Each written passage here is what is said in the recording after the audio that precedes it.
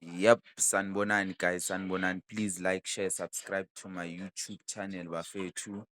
Ya, bengicela nimamele ubaba uMthetho ukuthi uthini bafethu. So the question is, when this man was busy touting Orlando Pirates fans, showing things, if somebody says I'll cut off your throat, that's an act of violence. The referee should have done something about it.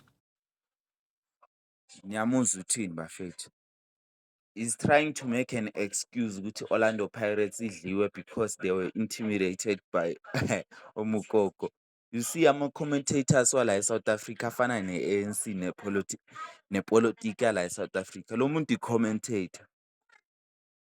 Lo muntu i-commentator, you can hear noma a-commentator kudlala amanye ama-team ukuthi usapota le team le, yabo.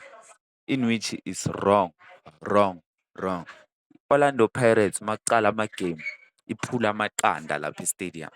Ilahlela amaqanda etshanini, bathela izinto ezimhlophe ematshanini. Abadlali bangashelela baphuke. Umdlali makawa ahlabwa yilamaqanda, shelo amaqanda. Sizothini? Yizo izinto i-FIFA lezi efanele ngabe iyazibheka. Hhayi lezi zinto akhuluma ngazo ubaba uMthetho.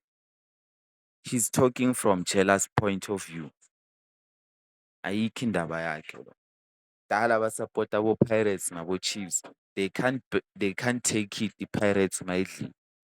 Pirates lost, we must accept it and move on. Danko.